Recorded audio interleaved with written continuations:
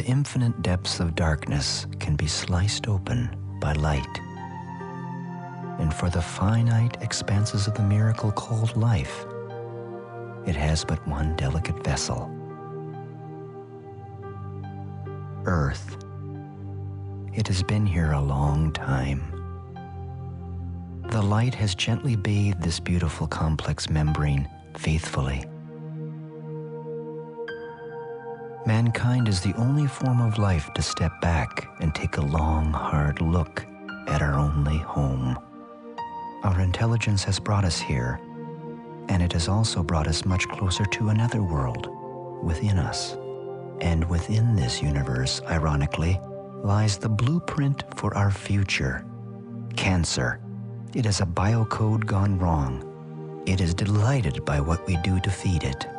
The menu we've provided for these creatures is becoming more extensive by the day, except that one human being found a way to close the pantry doors a long time ago, in 1928.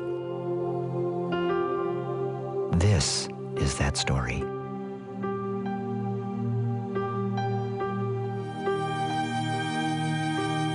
The famous naturalist John Muir once wrote, "If one pulls on a single thread in nature, you'll find it attached to everything else." For this 15-year-old boy named Garrett, he rediscovers that fact from different angles regularly. He lives with his father in a remote section of Alaska, where traveling in bush planes is almost routine. From these vantage points, the health of forests, wildlife, and even glacier melt can be easily observed.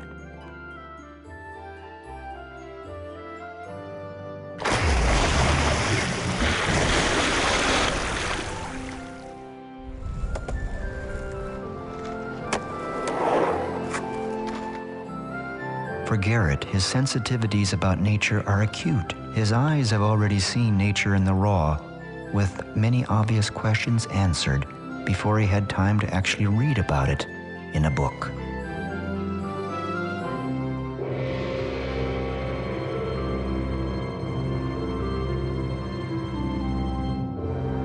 As far back as he can remember, his family has worked with orphaned wildlife, and so his understanding of biology was hands-on there too.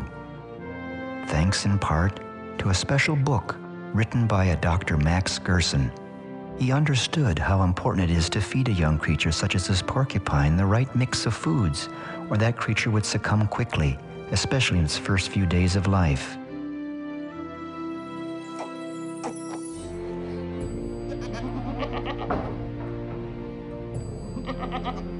Regular visits to our neighbor Bob provided this unpasteurized goat's milk. No store could legally supply this.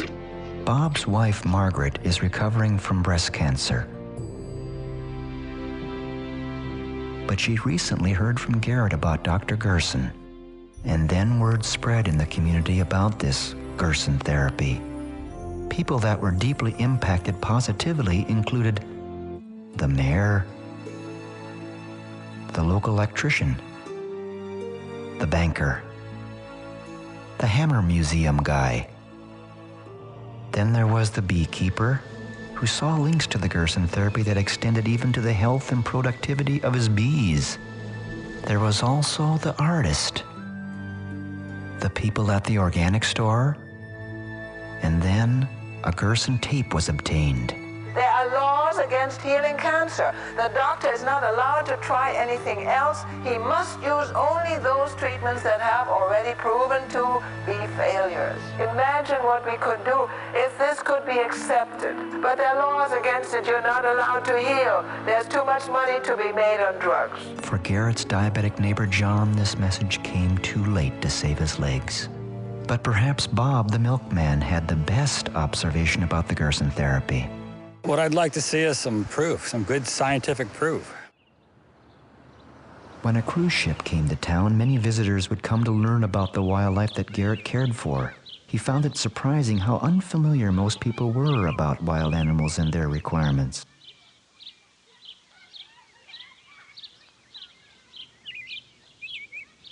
The news of this situation eventually got back to Dr. Gerson's daughter, Charlotte, who sent Garrett a little gift.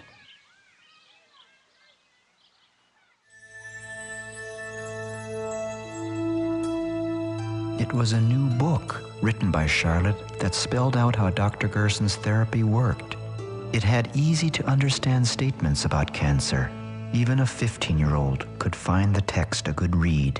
The chapters were profound and seemed too good to be true. Points are made that sparked curiosity to learn more.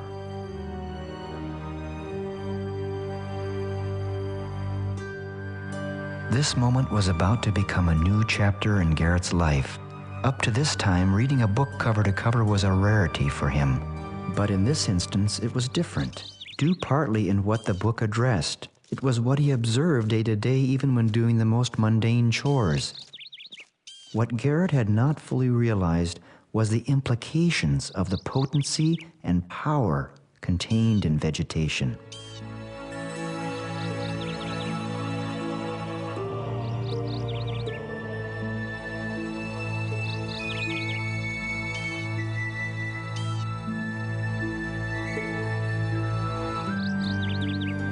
What seemed like a simple snack taken for granted in the garden had tremendous implications worldwide.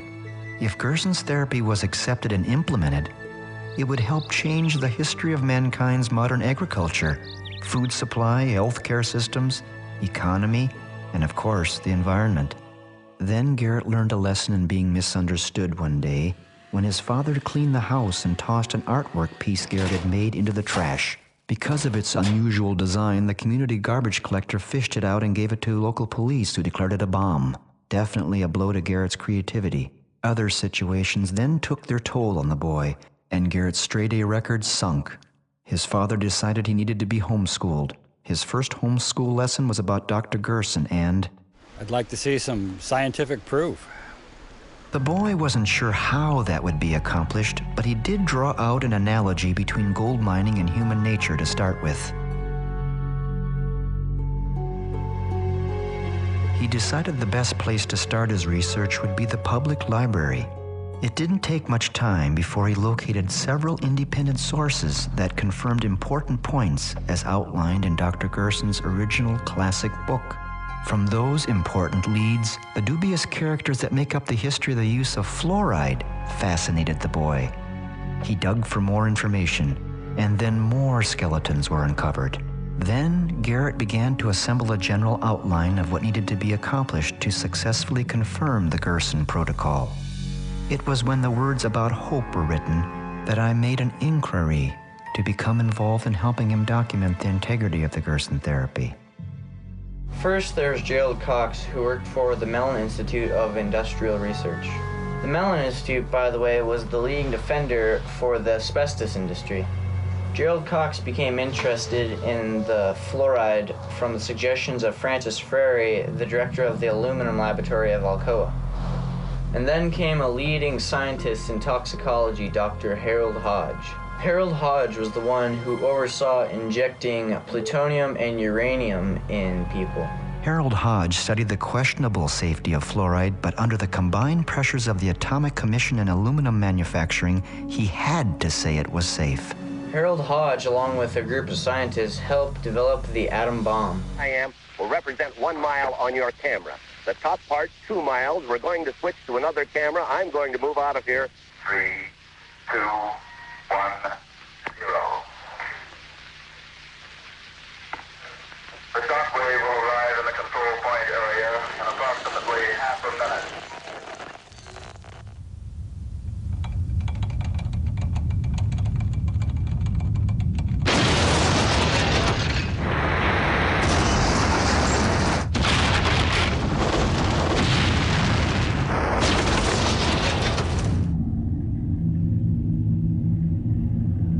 And then came Edward Bernays, the nephew of Sigmund Freud, the wizard of public relations. Selling fluoride for public water supplies was easy for Bernays. He used the slogan, "Trust your doctor." To this day, even fluoride tablets are dispensed to children, thanks in part for the need to use fluoride to build the atom bomb.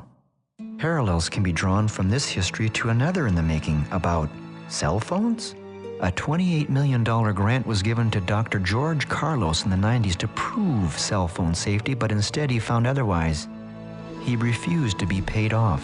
Cell phone transmissions are still a concern as to how they affect insects. Do they teach this in public schools? But when it comes to dental health, diet, not fluoride, can play a huge role. This became vivid for Garrett as he assisted on minor surgery of his tame wolf. The perfect cavity-free teeth of the wolf pointed to facts in a book he had just finished studying from the library. It was called Nutrition and Physical Degeneration by a distinguished dentist named Dr. Weston Price. Dr. Price traveled the world with his wife in the 1930s to visit native cultures that had never been exposed to modern civilization's diet of white flour, canned food, and sugar. To his amazement, these people averaged less than 1% of tooth decay. And Dr. Price noted something else. None of the people in these different tribes and cultures practiced any sort of dental hygiene. Not one of his subjects had ever used a toothbrush.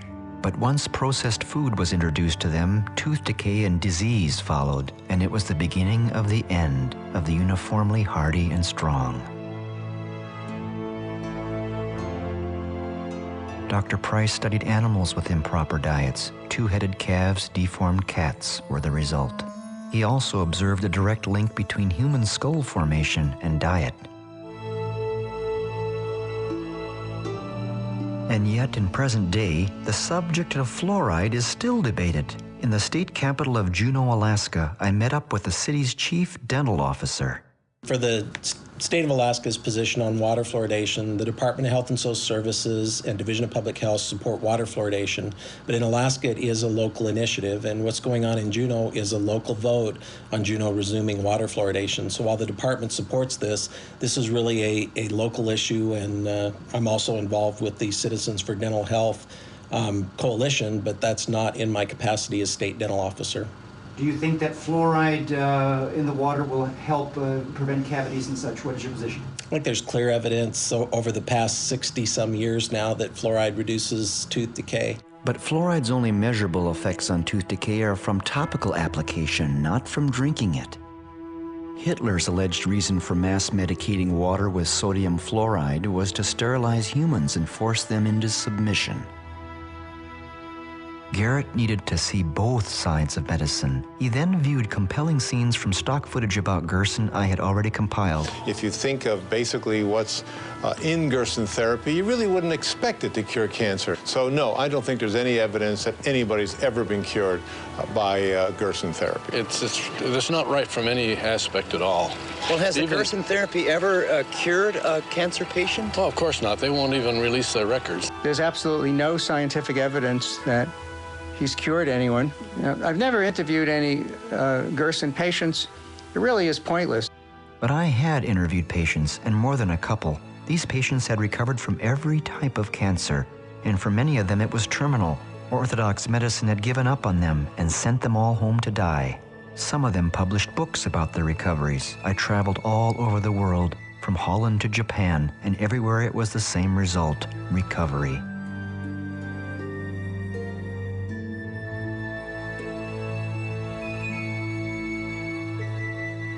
And even heart arteries can be restored.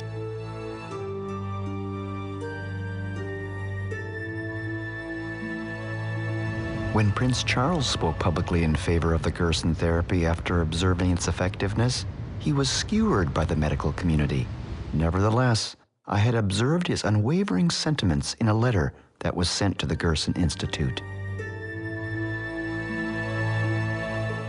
Charlotte Gerson routinely gives lectures about her father's famous therapy all over the world. Dr. Gerson said 2 basic things are toxicity and deficiency. Garrett was on the right track with his homeschool schedule, and what he had just seen drew him in even deeper.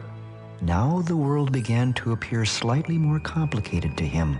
As he studied various magazine articles about the increasing incidence of cancer, he searched curiously and exhaustively for any mention of Dr. Gerson's therapy within mainstream media sources.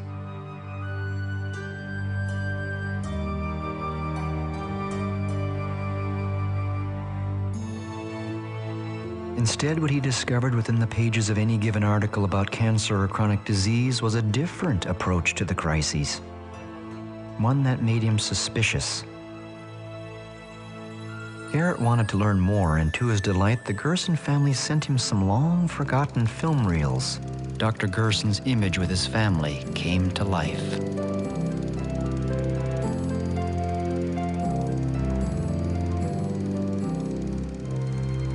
There was the discovery of footage of Charlotte Gerson in her 20s that captured his imagination within the historical reference of the where, why, and how this family eventually ended up in the United States from Germany. As a young doctor in Germany, Max Gerson's inspiration was Hungarian medical researcher Dr. Ignaz Semmelweis, who discovered that if physicians simply washed their hands between delivering babies, women would no longer die of infections. He was severely ridiculed for the suggestion. Ridicule followed Gerson as well after he discovered a cure for his migraine headaches and then tuberculosis by changing the diet. A clinical trial was undertaken with 450 incurable skin tuberculosis patients. None of them recovered at first, and Gerson was devastated. But then it was discovered that a nurse was sneaking pastries, beer, and sausages to the patients. The Gerson diet was then strictly followed, leading to the recovery of 446 of the 450 patients. Then, he discovered it cured cancer. In World War II, Gerson was able to flee Nazi persecution with his family to the United States. He continued to not only cure cancer, but other chronic diseases too. And when his close friend Dr. Albert Schweitzer suffered from diabetes, he cured Dr. Schweitzer as well, leading Schweitzer to assess and declare that Gerson was, quote, the most eminent genius in medical history. In July of 1946, Senator Claude Pepper held Senate subcommittee hearings over Dr. Gerson's cancer therapy. The astounding testimony was quickly reported by ABC News commentator Raymond Graham Swing over ABC Radio. The public's reaction was swift and favorable, but the broadcast resulted in the firing of Raymond Graham Swing 2 weeks later due to severe pressure by the pharmaceutical and American medical establishment. I was investigated 5 times. What do you mean by being investigated, sir? From the EME. They investigated you? Yes, 5 times. Every time they come, I show them, here's a patient you sent home to die, cured. Other patient, you sent home to die, cured. Next patient, you sent home to die, cured. And cure he did, including people with muscular dystrophy like this young girl. Dr. Gerson's public lectures about his therapy were unpopular amongst his peers. For example, Gerson had spoken out against tobacco since 1920. Time out for many men of medicine usually means just long enough to enjoy a cigarette. And because they know what a pleasure it is to smoke a mild, good-tasting cigarette, they're particular about the brand they choose. In a repeated national survey, doctors in all branches of medicine, doctors in all parts of the country were asked, "What cigarette do you smoke, doctor?" Once again, the brand named most was Camel. Yes, according to this repeated nationwide survey, more doctors smoke Camels than any other cigarette.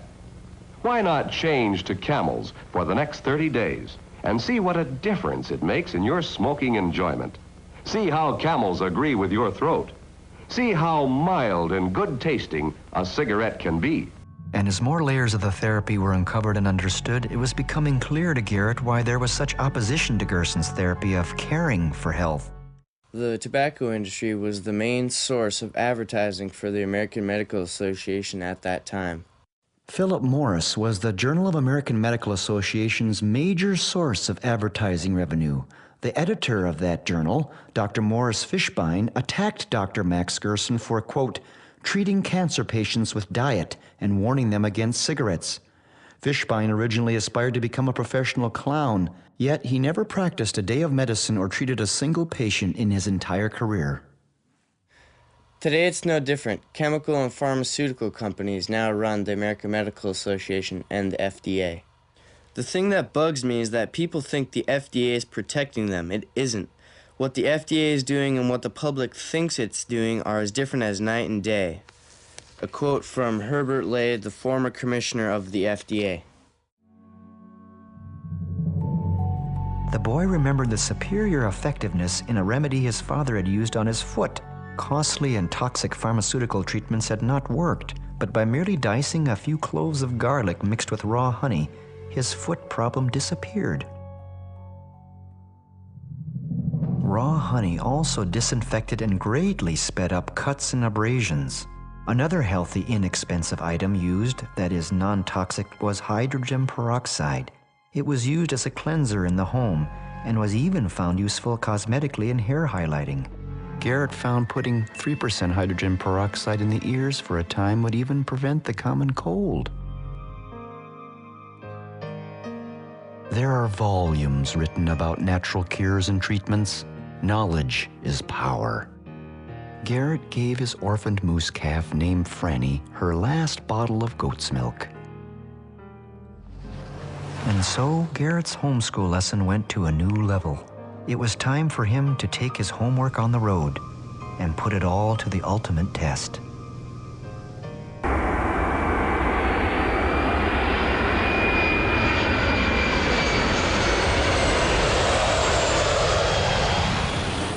The entire foundation for Garrett's study and scientific analysis of Gerson's treatment commenced around breakfast with Charlotte Gerson in San Diego. Charlotte Gerson's son, Howard Strauss, and a distinguished guest who had just arrived from Slovenia also would join us. It was here that Garrett would compare his notes about Dr. Gerson's claims with unrelated outside sources to truly see if they match up. Dental amalgam, and it's, by the way, dentists like to call it alloy because it makes it sound so much more stable. But dental amalgam is the biggest and the worst exposure to mercury that most Americans have in their lives. If that is true, then millions of people have needlessly suffered a plethora of ills for well over a century and didn't realize the true cause was all in their heads. I was about to film a demonstration that proved this beyond a shadow of a doubt. Dr. Roger Eichmann and Dr. David Kennedy set up a phosphorescent screen and light that would be sensitive to mercury vapor coming off the tooth if it was present after even the slightest stimulation. We had teeth with amalgam fillings that would be placed in water of just room temperature to represent saliva in the mouth. I did not truly believe mercury vapor would come off the tooth, or if it did, that the film camera would register it. I also had a video camera on hand to record this event.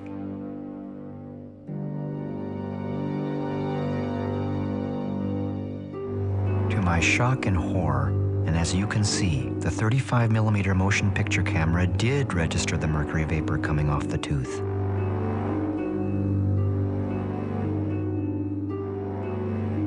This is the first time in history this has ever been captured on a film camera.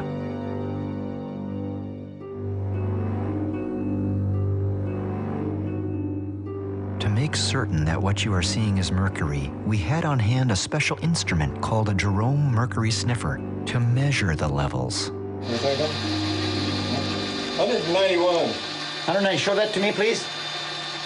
191, is that high? They'll close the factory if it goes over 100 and evacuate. Oh boy, my gosh. Okay. Now, you think about Turn off the light. This is room temperature, one tooth, at least 50 years old. It's been degassing for years, and many people have a whole mouthful of them. Yeah. Now just think what happens if you have half a dozen people in a elevator, all degassing like this, and it's degassing 24 hours a day, 7 days a week. Yeah. And your OSHA standards are based on a 40-hour week. Dr. Eichmann dipped his fingers in water to prove that this is not condensed water vapor. Put my fingers in it. And if you notice, my wet fingers have no gas coming off of it. It's not water vapor. I don't see anything, yeah. That you're seeing. Next, Dr. Kennedy set up on the counter an amalgam mixer, which dentists use in their office to mix the amalgam capsules. And after mixing, they're broken open to prepare to be placed inside a patient's mouth as the amalgam filling. The amalgam capsules are then lined up one by one on a shaker where they are shaken for a time. With an unsuspecting patient nearby, the capsules are then broken open just as any dentist or dental assistant will do. Will mercury vapor be released? Remember, this is common procedure and goes on each and every day all over the world in dental offices next to innocent patients.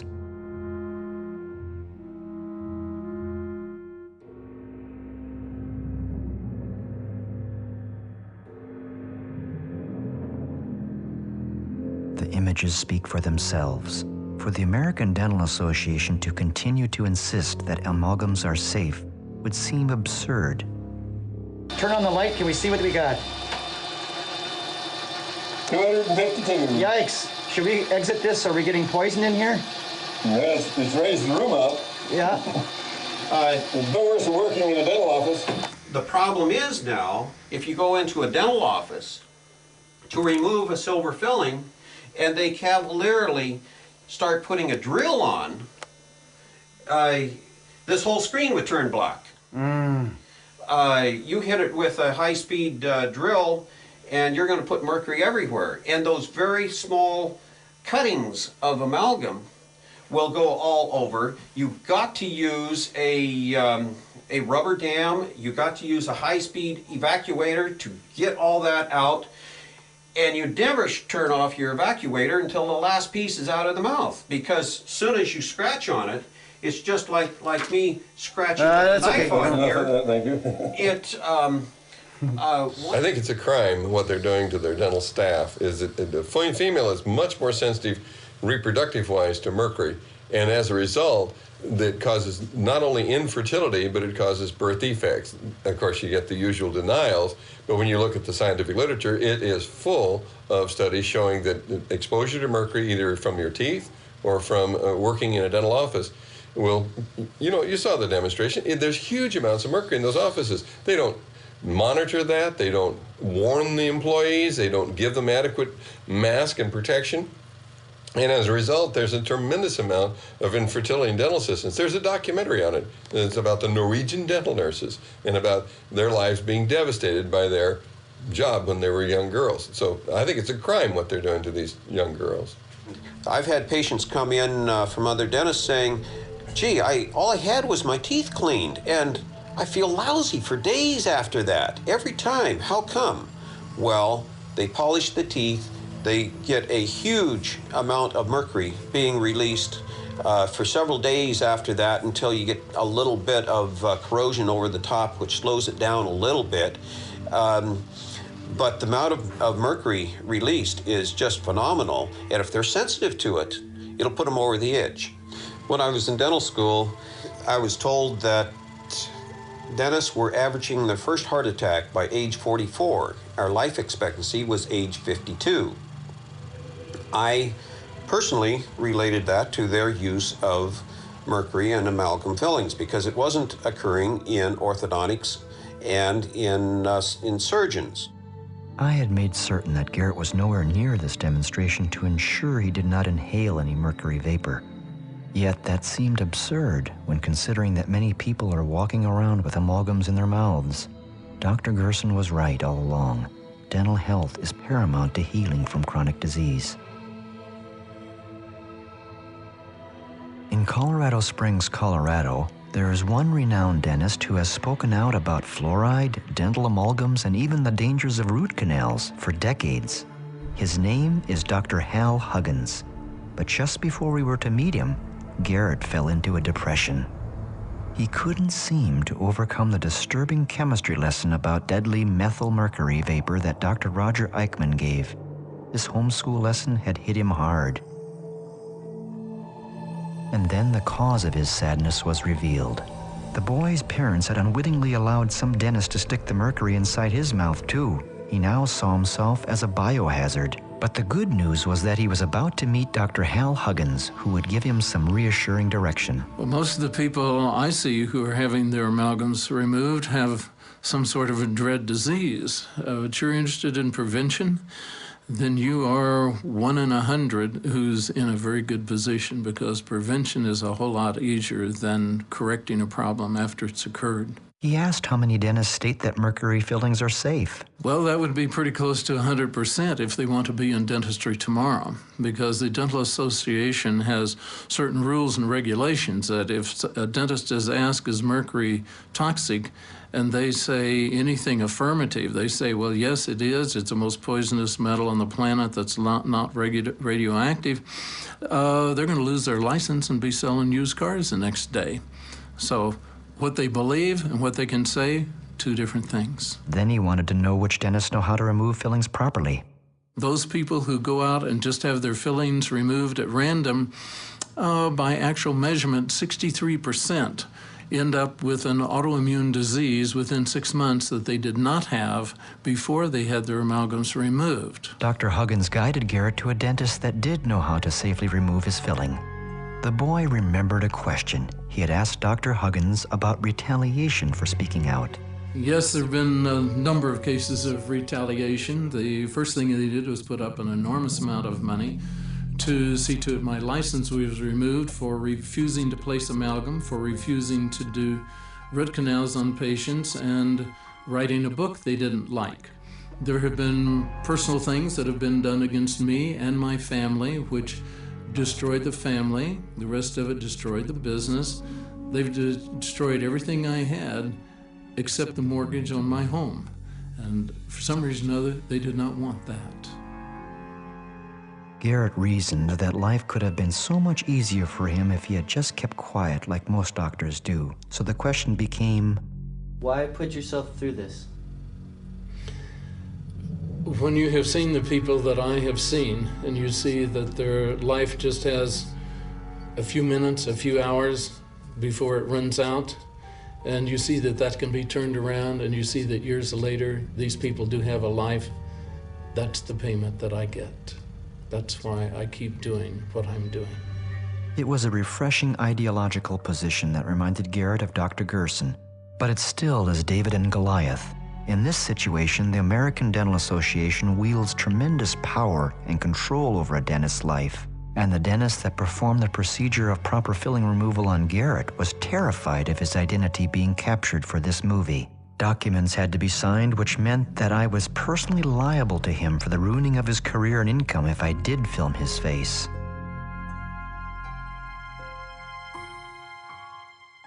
Hearings on mercury fillings are now taking place in Washington, D.C. that hopefully will put an end to this amalgam disaster.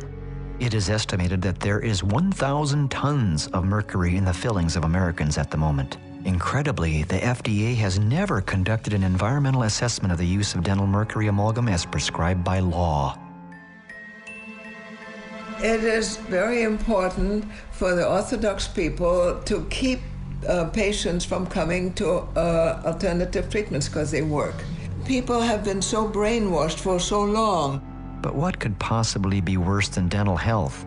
Certainly food additives couldn't be that bad. MSG is a tremendously damaging chemical. Monosodium glutamate is actually, it turns off the switch in your brain that says, I've had enough to eat. The problem with MSG, though, it's an excitotoxin. And just what is an excitotoxin? There are thousands of studies and enough papers on the subject to fill a small library. The evidence has accumulated and then accumulated some more. It's there for anyone to read, but the processed food industry is hoping the media and the average person is too busy, lazy, or unsophisticated enough to be able to understand the subtleties of the science being discussed.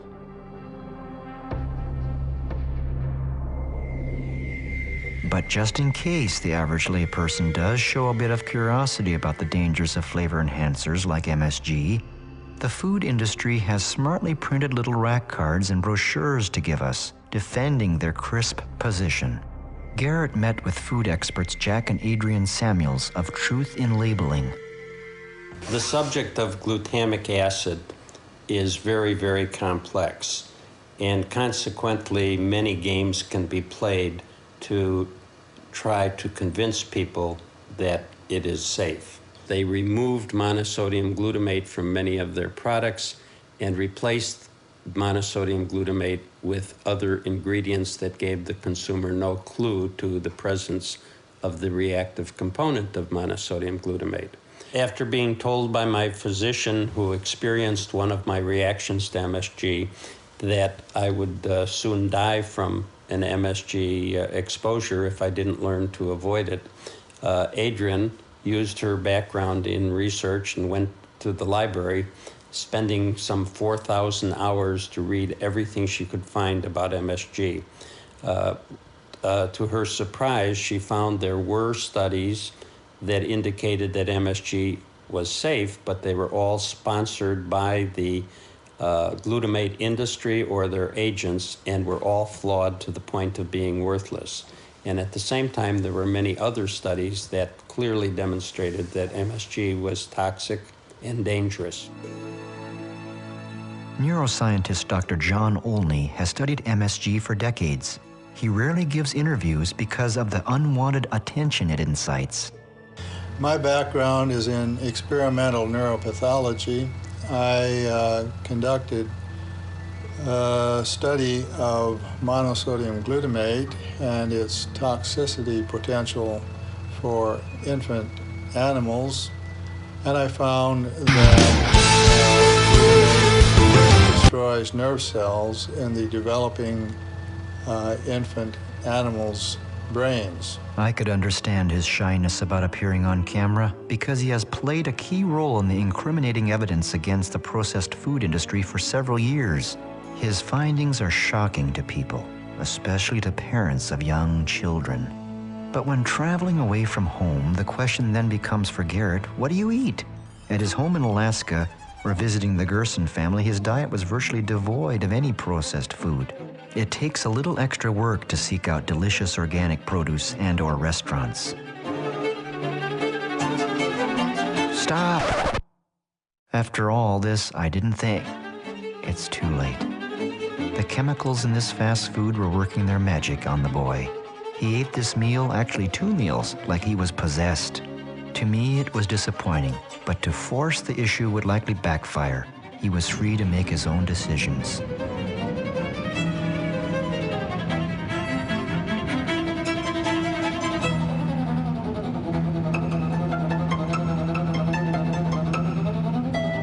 Three hours later, on a plane headed for Jackson, Mississippi, the results were in.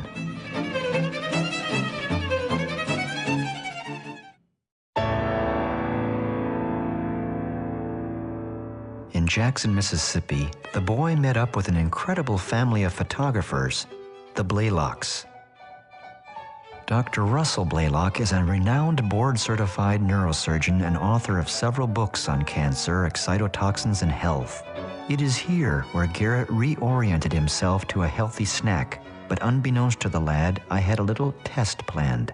The mass consumption of this excitotoxin substance in the food is interfering with people's ability to think and remember and use language, so that our children no longer have the capacity that their parents had. And I think this is getting compounded because there are more and more foods with multiple forms of these excitotoxins, 4, 5, 6 in a single food, so that our children, small children in particular, are consuming such large amounts. It interferes with the development of the brain as well as destroying these connections between the brain cells. And that interferes with brain function. And that's what we're seeing nationwide, and in fact worldwide in the industrialized nations. The reason that the food manufacturers are telling the public that it's safe is because they're making a huge profit off of it. And it's hard to compete with their fellow manufacturers if they don't use the MSG, because it's a powerful taste-enhancing effect. So they just tend to ignore all of this research, even though it's literally thousands of studies, and the studies keep growing, proving beyond any doubt in the reasonable mind that in fact this is harming people's brains. It's producing gross obesity, metabolic syndrome, diabetes, infantile diabetes, atherosclerosis. A great number of diseases are now connected to what's happening with MSG exposure. Chips were delivered to the table that were laden with MSG. And one of the things that people don't understand, this can be a silent toxicity. That is, they don't even know it's occurring. A lot of people will tell me, well, I don't react. I don't have these symptoms of nausea and vomiting and headaches. Well, a lot of people that are exposed to MSG will not have these symptoms, but they get the same damage. And this occurs over a very long period of time, decades. So the brain cells are being destroyed, and until they lose a number of brain cells, they're not even aware that they're under this toxicity. It's known in neurology that you have to lose about 90% of the neurons in a particular area of the brain before you develop symptoms. So by the time you develop these symptoms like dementia or Parkinson's disease, etc., you've already lost 90% of the neurons in that part of the brain, and that's what's very important. Another really new important finding is that it's strongly connected to the growth of cancer. And we know that glutamate, when it's increased in a person's diet, makes their cancer grow very rapidly and becomes highly invasive. That means it spreads all over their body. The problem is no one's telling cancer patients they need to be very cautious about taking in these food additives because it makes their cancer grow much faster and become more invasive, which means they're less likely to survive their cancer. Garrett never did eat any of those chips. He wants all the brain cells he has. The number of food products that contain MSG but don't actually label it as such is now almost infinite. The only way to avoid this is to buy organic products and whole foods. What the boy also discovered was that this was further confirmation of Gerson's discoveries 80 years earlier. In order to provide a balanced report on the subject of processed foods, the boy then flew from Jackson, Mississippi to Omaha, Nebraska, with the hopes of interviewing a ConAgra Foods public relations representative. After several phone calls and a faxed message, he thought there was reason to be optimistic, but he was wrong. No one at this huge facility would speak. It was confusing and disturbing to the boy temporarily.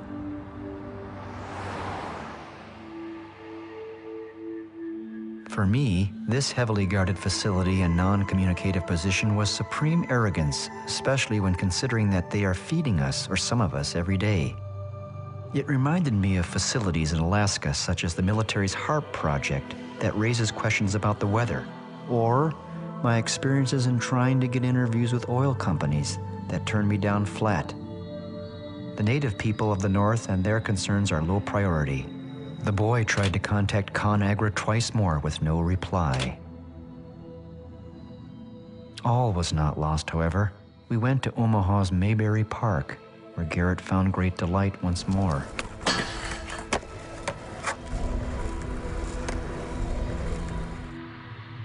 We have to go back to Hippocrates. He said, first of all, do no harm. Well, every single drug does harm. Then he also said, let food be your medicine and medicine be your food. That's very important because food will nourish you and heal you. It's natural materials which your body knows how to utilize. Your body has evolved over millions of years to use. Whereas these huge, incredibly profitable companies all over the world are damaging, liver toxic, and cause disease. So how can they really be considered a medicine if they're causing disease? If we couldn't speak to food manufacturers, then maybe we could speak to a food engineer. Meet Carol Hornline. We met her at the St. Louis, Missouri airport and were driving her to a radio interview. Along the drive, there was plenty of time for sightseeing. Garrett in particular now had time to digest a lot of information. He overheard much of the conversation going on in the front seat about another food additive that made him remember. In 1974, I petitioned the commissioner of FDA about some evidence I had found pertaining to aspartame causing brain lesions. But despite all warnings, the former head of GD Searle, Donald Rumsfeld, forced it into the food market anyway. As a highly paid and highly respected food engineer, Carol was right in line to work with this dangerous substance. It wasn't long before she was riddled with tumors from her pituitary gland to her ovaries. She ballooned in weight and continues to have health problems. Carol will never be the same again. She no longer wants to work as a food engineer because, quote, I can't work at a place where I'm knowingly poisoning people. This story is actually worse than the tobacco story because at least you can choose not to smoke. Food, you have no choice. We were now at the radio station where Carol would have a chance to tell the world her story and what food additives like MSG and aspartame do to any unfortunate organism that comes in contact with it. This radio program, The Power Hour, can be heard around the world on shortwave radio or the internet every day of the week in rebroadcasts or broadcasts. Well, they're leaving their seats and they're going out and becoming activists and they're demonstrating and writing letters. It's msgtruth.org. That's her website. Now, she became injured as a result of using MSG, but she didn't really use it. It was done to her. I was basically shoveling aspartame out of a barrel. Whoa, can you believe that, listeners? Shoveling aspartame out of a barrel. I've had many problems over the years. What about these tabs? You know the tab drugs? Yes, the quick dissolve, like the yeah, Listerine. quick dissolve. The Listerine, the Listerine quick dissolve things, those have aspartame in them as well. Wow. If the Power Hour show allows people like Carol to speak out on such topics, they have to be creative about staying on the air. Advertisers that support the mainstream media do so because they're able to tout pharmaceuticals, processed foods, and lethal chemicals. Not here. What the Power Hour sells are natural products, food flavorings, books, and DVDs. Host Joyce Riley knew Charlotte Gerson and was familiar with the Gerson therapy. Joyce's background is in the military as a nurse, and the Gulf War affected her with Gulf War syndrome, an illness. She then produced a startling film called Beyond Treason, which documented the serious environmental degradation from U.S. munitions tipped with depleted uranium, as well as experimental vaccines and more. The consequences of these activities are horrifying. Radioactive depleted uranium, for example, has a half-life of 4.5 billion years and has now contaminated regions of the Middle East forever.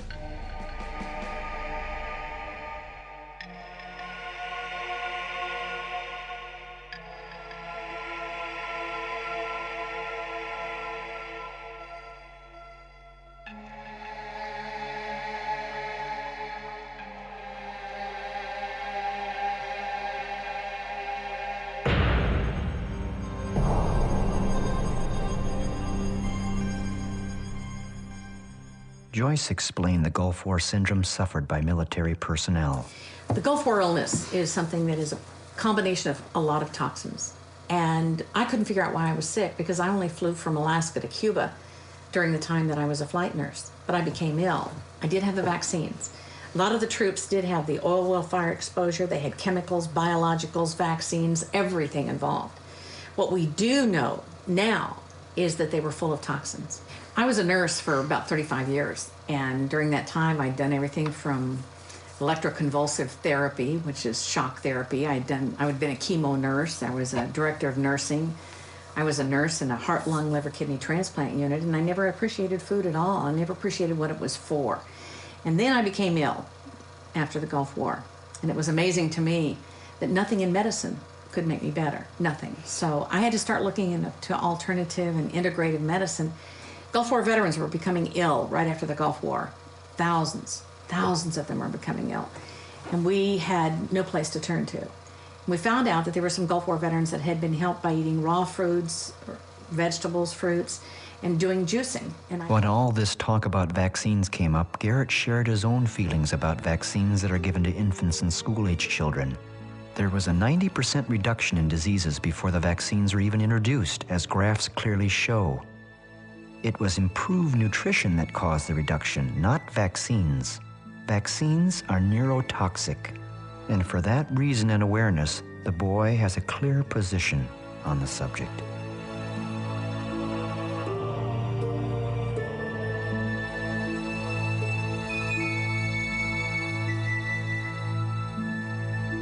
Genetically engineered foods are literally lethal. It was here in San Francisco that the boy had the good fortune to meet the executive director of the Center for Food Safety, Andrew Kimbrell. The Center for Food Safety is a national nonprofit organization working to protect consumers and the environment from the hazards of harmful food production technologies and promote organic and other forms of sustainable agriculture. One of the great misconceptions we have about genetically engineered food is that the genie is out of the bottle, you know, and you hear all the time 60 or 70% of foods got genetically modified ingredients in it. Not true. 60% of processed food has genetically engineered ingredients. Actually, almost none of your whole foods are genetically engineered. None of your fruits, none of your vegetables, you know, your meat, your fish, most of your dairy products are completely free of genetically engineered ingredients. As a matter of fact, there's only really 4 genetically engineered crops. That's corn, cotton, canola, and soy. So we have stopped genetically engineered wheat. We've stopped genetically engineered rice. We've stopped genetically engineered fish. We've stopped these biopharmaceuticals. We're seeing that really genetically engineered food is one of the great failures of modern agriculture. It's being rejected around the world. And not only can we stop it, we are stopping it. There are 5 companies that are behind GMOs. You have Monsanto, DuPont, Bayer, Syngenta, and Dow. Those are the big 5 companies behind genetically engineered foods, and they all share one thing in common. They're not agricultural companies, they're chemical companies. And there's a reason for that. Genetic engineering today means only one thing, not all the stuff that's been advertised, all the myths about more food, more nutritious food, tastier food, all nonsense science fiction. These chemical companies have engineered these crops so they can withstand more and more of their herbicides and pesticides. And they selling hundreds of millions of more tons of their chemicals. That's what they're about. I'm not surprised that Monsanto did not want to interview for this film. Monsanto has developed a technology which has one purpose and one purpose alone, which is they can sell more of their herbicides. Garrett was shocked to find in doing his homework that many of the people that work for these chemical companies later worked in government positions that were supposed to regulate these corporate giants. Sometimes they went back to work for the corporations again. Employees commonly move through what has been coined the revolving door between corporations and the public agencies that regulate them. Monsanto should not have to vouchsafe the safety of biotech food. Our interest is in selling as much as possible. Assuring its safety is the FDA's job. But when this quote is set alongside a statement from the Food and Drug Administration, it simply doesn't give the casual food eater much protection. The boy found this all very disturbing, with zero credibility left over for either group. Ultimately, it is the food producer who is responsible for assuring safety. So really, it's up to the good nature of the biotech companies to provide studies to the government. But mostly, this is an unregulated industry, and this is our food. One of the great questions people ask is, are genetically engineered foods lethal? Are they toxic? And the FDA gave us an answer.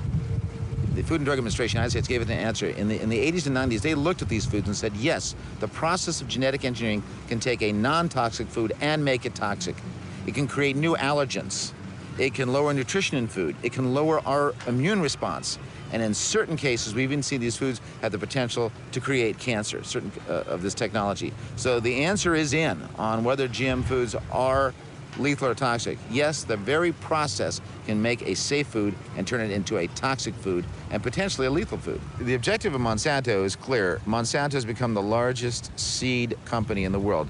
Monsanto is in the process of buying up all the seeds of the world, which they then want to patent and control so that farmers will not be able to save those seeds. And they want to genetically engineer those seeds, and they want to put something called terminator technology in those seeds.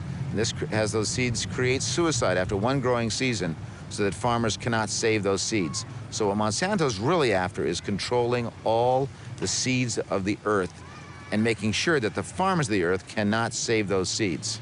This becomes extremely important when you realize that 80% of all the farmers of the world depend on seed saving for their survival. So if Monsanto is able, either through patenting or through this terminator technology, to destroy their ability to save seeds, the result will be mass starvation. Garrett was surprised to learn that controlling pests and all the other reasons chemicals are applied, including artificial fertilizers, is completely unnecessary. There are dozens of institutions in the U.S. alone that strive to declare the good news of sustainable agriculture. Dr. Paul Hepperly demonstrated to us through many seed and field trial studies the amazing ways in which plants thrive and outperform chemically dependent fields. In many instances, the crop yields far exceed chemically treated farms. The studies are extensive, repetitive, and uplifting to anyone who cherishes good health. Dr. Gerson stated that the soil is our external metabolism. It must be free of sprays and poisons, or the body cannot heal.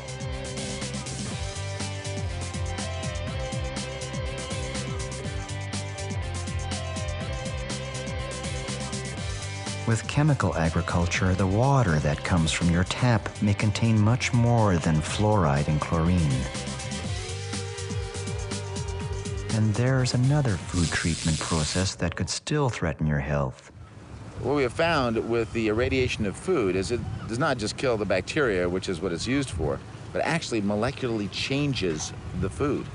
It creates something in food called free radicals. These are novel molecular elements in the food that have never been there before. For example, in normal foods, we've seen the creation of benzene, which is a known carcinogen. And we've seen a number of other toxic elements in these food created because of the irradiation that fundamentally alter that food. So we have an ethical responsibility to eat well.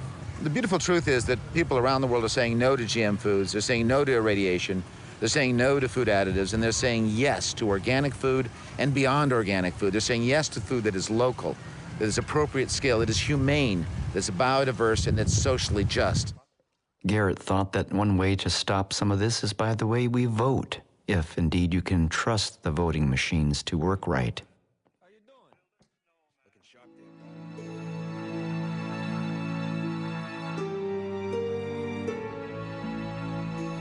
How could a man who was curing cancer and chronic disease over 80 years ago be so misunderstood? It was now even within reach for this 15-year-old boy to understand. Is it at this point a race against time to consider the gift Gerson offered the world so long ago before we exceed the tipping point merely from an environmental standpoint?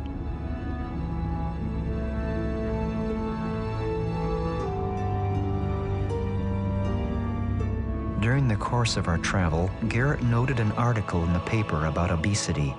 After what he had learned, it wasn't a bit surprising. With all these chemicals and craving for more chemicals and more refined foods and sugar, we are bound to be obese and die that way.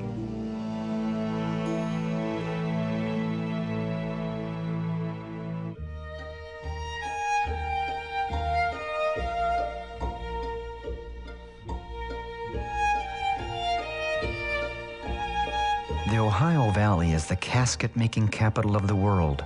Naturally, the boy had wondered what eventually happens to an oversized dead person. Here at Goliath Casket Company, this family-owned business is experiencing a booming market, which Garrett credited to pharmaceutical drugs, MSG, aspartame, vaccines, food irradiation, genetically modified foods, dental amalgams, water fluoridation, and root canals, to name a few. Even the standard-sized casket is an inch wider than it used to be.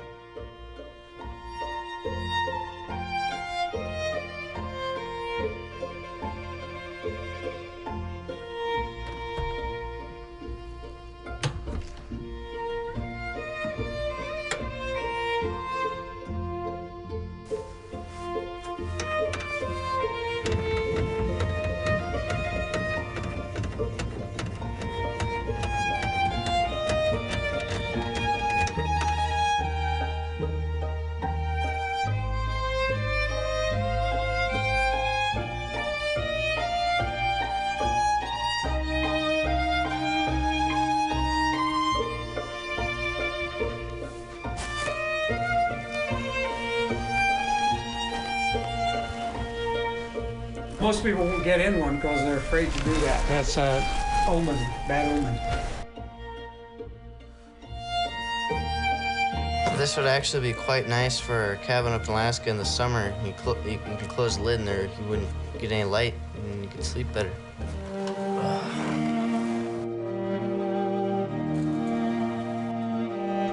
Stick your fingers out.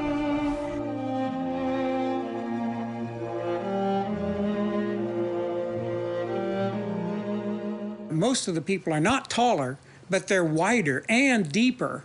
One of the issues we have with oversized obesity and oversized people is that they're very wide and they're also very much thicker or deeper. So our caskets have to be designed to accommodate this problem. Also, when they ask for a cremation, and many times they cannot do the cremation because the doors on the retort aren't big enough. Also, if they can do that, they have to be very careful of how they process the body in the retort to prevent the retort from catching on fire because of all the excess body fluids that may catch on fire and also cause the retort to burn down.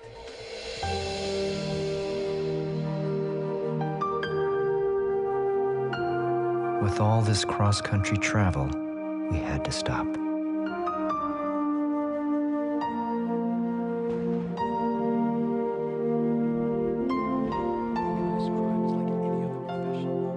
was the home of Garrett's maternal grandmother.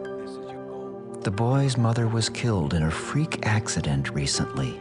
The tragedy made Garrett more aware of the fragility of life, and if living is within our control, then we should strive to stay healthy.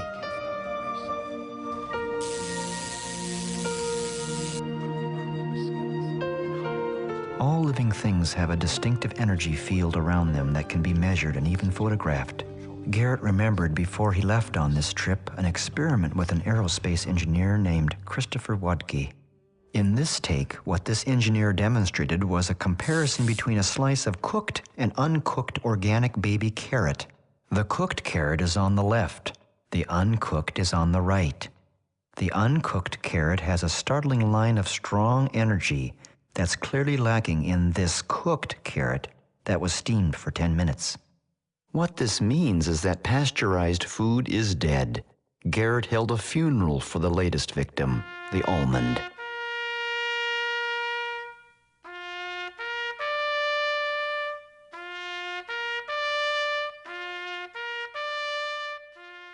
We then tried the experiment with a piece of conventionally grown apple and a piece of organically grown apple. The results were more subtle, but the apple piece on the right is organically grown, the left conventionally grown.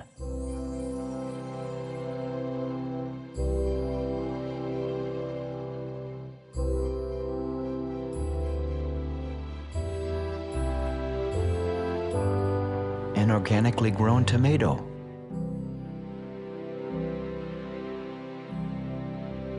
A conventionally grown tomato.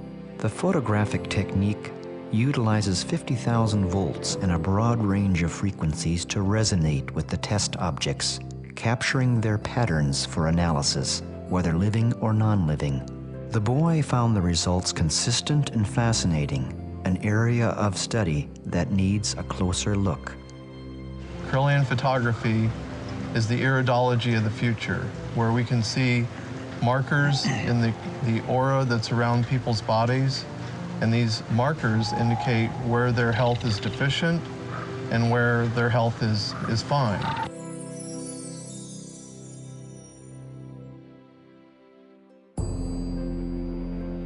All of the homework that Garrett did was finally coming together.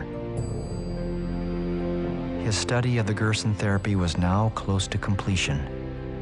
The Gerson therapy is no secret, never has been, and it works. It is simple, but requires compliance and dedication. Very basically, it utilizes fresh-pressed organic juices, delicious organic meals, and, oh yes, coffee, as in coffee enemas. Dr. Gerson gave an example of 50 recovered patients in his original book in the late 1950s that was representative of thousands of recoveries at that time.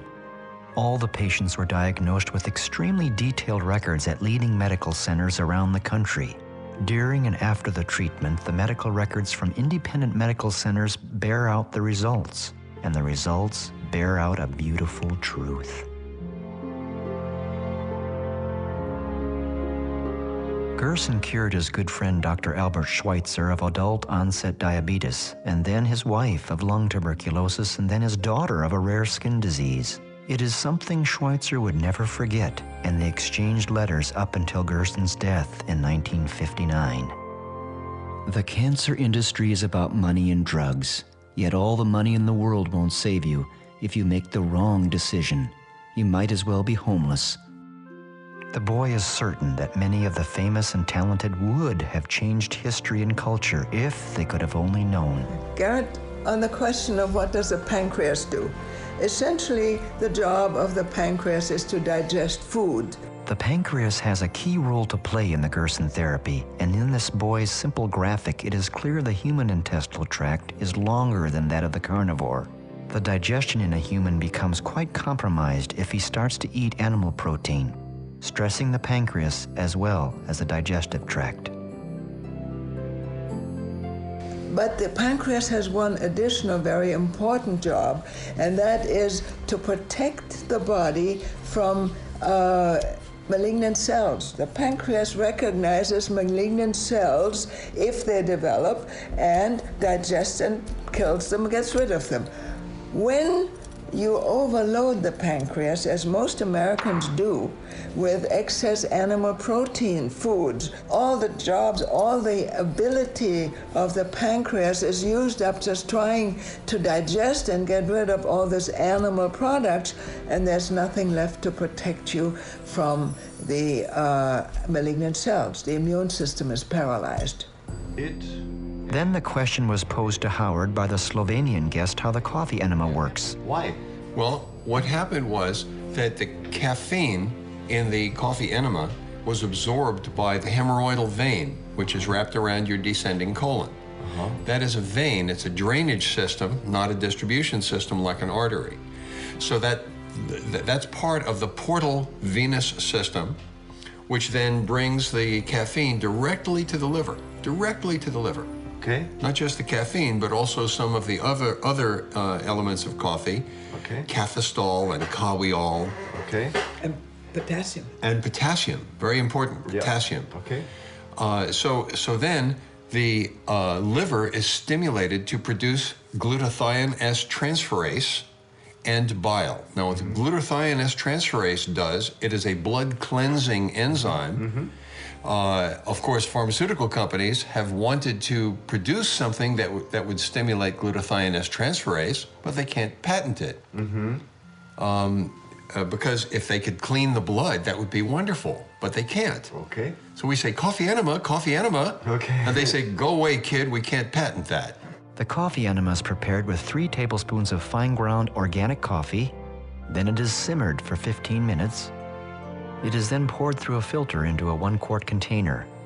Distilled water is also added to restore it to a quart. Then it is poured into an enema bucket.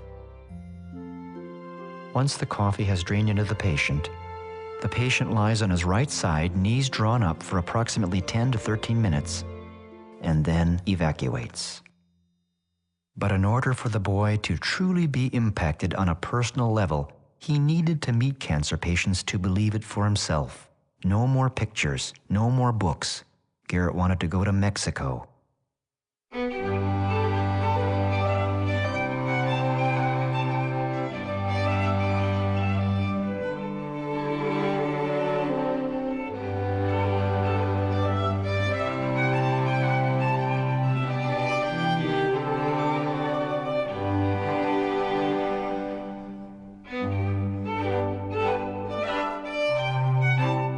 The boy was surprised at how pleasant the surroundings were and how happy the cancer patients seemed. They were here from all over the world. Garrett ate with them and listened to their stories. The laboratory tests on the patients are extensive and carefully watched. Most patients only stay at the clinic 1 to 3 weeks and then go home to recover. One of the patients from New Zealand was eager to visit with Garrett. So how long have you been here? 3 weeks yesterday. I came here straight from the Mayo Clinic in Florida, and I've got melanoma in my bones, spine, leg, liver, lungs, and limbs. Since I've been here, inside myself I feel hugely different, much stronger physically, and I've lost the nausea. Within myself I feel 100% better than when I came. So I came here from the Mayo Clinic. They told me that I had 4 to 6 months to live if I didn't do chemo, and if I did chemo I would have 6 to 8 months to live with what I have. If I had really good chemo, that's like top of the line, and I responded, I might have a year. So looking at those options, I decided to look elsewhere. My sister flew over to meet me, and she was reading Ian Gould's book about his recovery from cancer. He had bone cancer, where he was given 2 weeks to live. And after trying the Gerson therapy for several months and then adapting it, he's now still alive and has got the Ian Gould Foundation in Australia. I trust it actually with my life, that's why I'm here. And I'm talking to Mrs. Gerson and talking And then Howard and Garrett spoke with one of the clinic's doctors. cases that we have. And what do you see in the first few days of In the first few days with doing the coffee enemas, I started to notice changes. Their pain starts to diminish, their energy is increasing. Patients that come here the first time with blood pressure Blood pressure in the first week disappears. Goodbye taking blood pressure medications. And the patients starting to realize, you know what, there's something more here than just a coffee enema and detox and organic diet and juices. They start to see the changes. And as I start to believe in what the hope they're believing, and I tell them it's more than hope, it's a reality. Reality. And it starts changing their way of life. And you, as a physician, must get phenomenal satisfaction. It excites me, unbelievable, to see changes in the blood work, in the x-rays, something that I can actually touch, feel, because I see these patients every day. From Tijuana, Garrett traveled south to meet a cancer patient that was recovering against all odds, at home with the Gerson therapy. In the mountains outside San Cristobal de las Casas, Howard Strauss guided Garrett to meet this patient, who is the same age as Garrett. Her name is Lupita.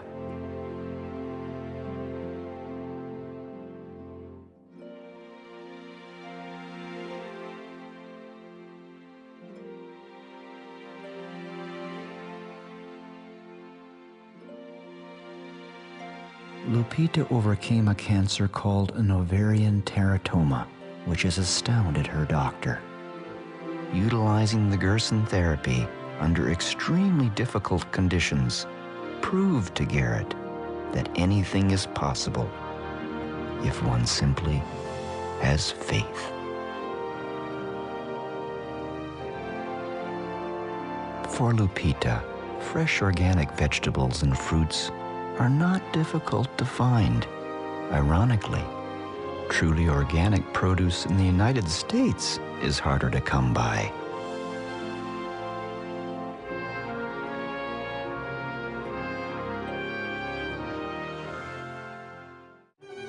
The Gerson Institute in San Diego has extensive files of case histories for anyone to see. 12 months after the diagnosis of prostate cancer, I was cancer-free within 12 months. And that was proven by the MRI and other imaging tests that I had, and which found amazingly that the cancer was completely gone from my sacrum, from my pelvis, from my liver, and from the prostate. 32 months after diagnosis, I did yet another MRI, a second MRI, and that reconfirmed that the cancer was completely gone from my body, in all areas of my body. And if anyone doubts this, I have all the medical records to prove it. I brought all the medical records with me, from the doctor's reports to the scans to the imagings, and they prove it beyond a doubt. It's just an amazing thing. The pathology reports speak for themselves. Garrett found recovered patients everywhere with proof from their doctors. The Gerson therapy cured my fibromyalgia. But then I showed Garrett footage I had taken almost 5 years ago of a patient that was given a death sentence by conventional medicine. She had extra ovarian primary peritoneal carcinoma, stage 4. No one had ever recovered from such a cancer using orthodox medicine. So here she was, using the Gerson therapy in a last-ditch effort. And now, 5 years later, Garrett was looking at the results. Was he reading her obituary? This was her story. He leaves the room and goes, down the hall for a minute, and he comes back in the door and he crosses his hands across his chest. And just in astonishment, he looks at me and he says, "You're the only patient we have seen that has survived this diagnosis." He said, "This is unheard of." And so I told him that if he ever got sick, to give me a call. And I would help him. Garrett wanted to push this further, and so he asked this patient to go back to the Mayo Clinic to get a statement from her diagnostic doctor that the Gerson therapy cured her. The Mayo Clinic went into a panic mode because the doctor did want to appear on camera, but he was cut off. It became a waiting game. We would much appreciate it. He'd be making a big difference for the treatment of cancer and the environment. The answer came with the police, and they ushered her away thinking she was a terrorist. As a result, the doctor is quitting the Mayo Clinic to work without such restrictive boundaries. But there are many others.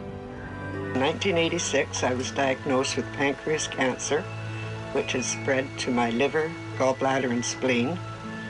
Doctors told me I had 3 months to live, to go home, get my finances in order, and prepare to die. She did the Gerson therapy over 20 years ago. Garrett remembered where he started with this homeschool lesson. It all came back to him quite quickly.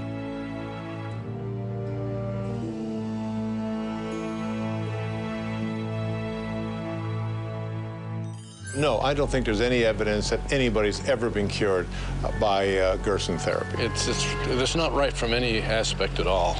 Well, has the Gerson therapy ever cured a cancer patient? Well, of course not. They won't even release their records. I don't believe there's any proof that the Gerson therapy works.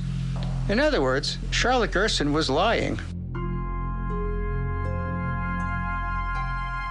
There are laws against healing cancer. The doctor is not allowed to try anything else. He must use only those treatments that have already proven to be failures. Imagine what we could do if this could be accepted. What I'd like to see is some proof, some good scientific proof, scientific proof, scientific proof, scientific proof. The cancer industry is big business, using useless treatments such as chemotherapy and radiation, and continues to persuade the public that they're still searching for a cure. A documentary called Healing Cancer from the Inside Out by Mike Anderson put it well. The American Cancer Society was formed with the backing of John D. Rockefeller, and it has functioned as a mouthpiece for the cancer industry, not the public, ever since. The American Cancer Society's mission statement says they are dedicated to eliminating cancer as a major health problem. The Chronicle of Philanthropy reports, however, that the ACS is more interested in accumulating wealth than in saving lives. The ACS, in fact, is the wealthiest nonprofit in the world, with net assets over $1 billion. Not surprisingly, it has consistently been given the lowest rankings in charity evaluations. Despite this wealth, its aggressive fundraising campaign pleads poverty and laments the lack of available money for cancer research. Aside from high salaries and overhead, most of what is left in the ACS budget goes into research that directly benefits pharmaceutical and radiological companies. What you see from studies conducted over the last 50 years is that for our major cancers, the effectiveness of conventional treatments is far less than a sugar pill. Board members of the American Cancer Society have included herbicide and pesticide manufacturers. Before Garrett returned to Alaska, there was one more person he wanted to meet. His name is Jay Kordich, known by millions as the Juice Man. Jay is responsible for selling close to $1 billion of juicers throughout the world. Well, Garrett, you know, I've been doing this now since 1948, ever since I had cancer of the urinary bladder. You know, when I think back, I just finished playing football for the University of Southern California, and I was drafted by Curly Lambeau and the Green Bay Packers. And then this urinary problem started. I started to pass blood, and I found out I had a tumor in my urinary bladder. And I had remembered a class that I had on one of my physiology classes, human anatomy classes, and I had inadvertently read about Dr. Max Gerson treating Dr. Albert Schweitzer, you know? And I figured, my God, after I found out I had cancer of the bladder, I figured if this treatment was good enough for Dr. Albert Schweitzer, it's got to be good enough for me. Never believed that much juice would come out of it.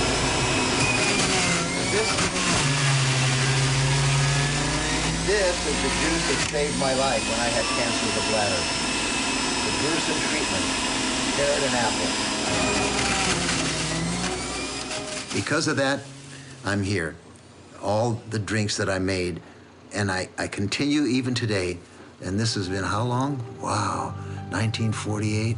My words of advice to you: bring the power of plants into your body. There's nothing like freshly made juices to nurture your 100 trillion cells.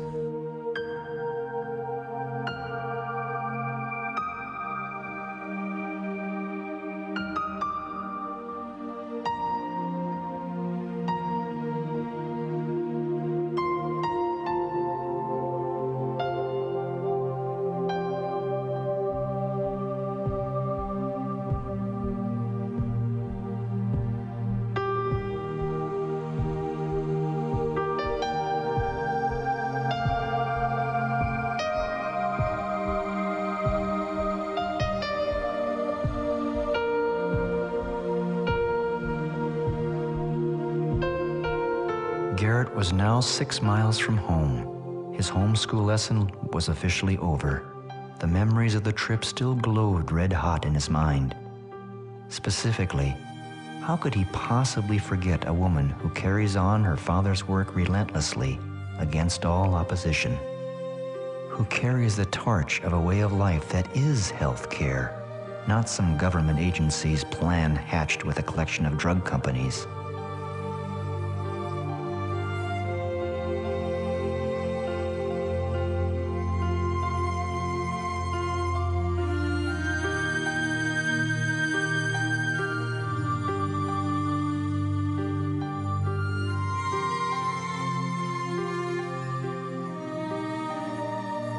The boy does believe in hope. He believes he has a future. He believes that environmental issues that confront humanity will dissolve into collective solutions. After all, this is our only home, and we are rational human beings.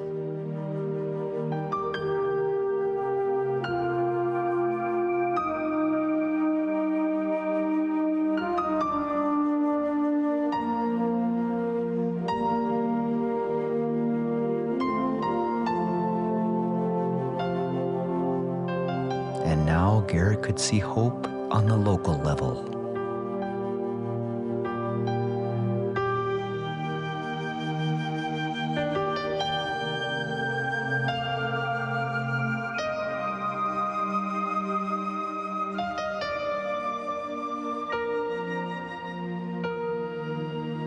Garrett couldn't wait to bring this fresh-pressed carrot juice to his neighbor John.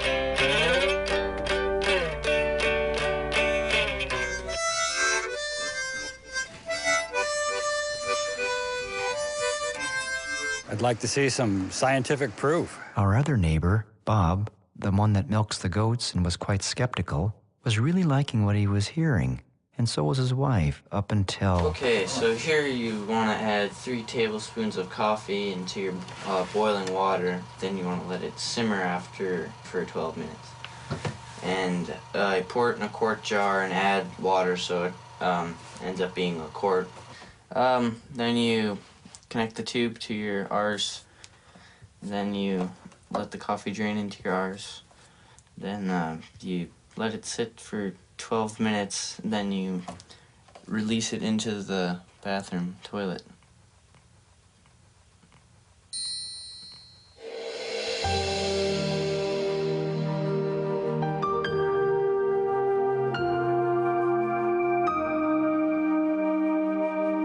On another level, I think I learned more from this journey than my son, and for that, I'll be forever grateful.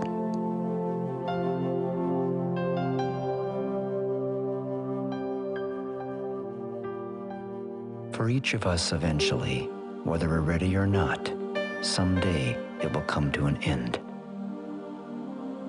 There will be no more sunrises, no minutes, hours, or days. All the things you collected, whether treasured or forgotten, will pass to someone else. Your wealth, fame, and temporal power will shrivel to irrelevance. It will not matter what you owned or owed. Your grudges, resentments, frustrations, and jealousies will finally disappear. So too your hopes, ambitions, plans, and to-do lists will expire. The wins and losses that once seemed so important will fade away. It won't matter where you came from or on what side of the tracks you lived at the end. It won't matter if you're beautiful or brilliant. Even your gender and skin color will be irrelevant. So what will matter? how will the value of your days be measured? What will matter is not what you bought, but what you built. Not what you got, but what you gave. What will matter is not your success, but your significance. What will matter is not what you learned, but what you taught. What will matter is every act of integrity, compassion, courage, or sacrifice that enriched, empowered, or encouraged others to emulate your example. What will matter is not your competence, but your character. What will matter is not how many people you knew, but how many will feel a lasting loss when you're gone.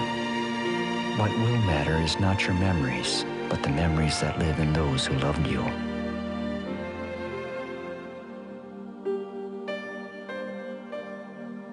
A life lived that matters is not of circumstance, but of choice.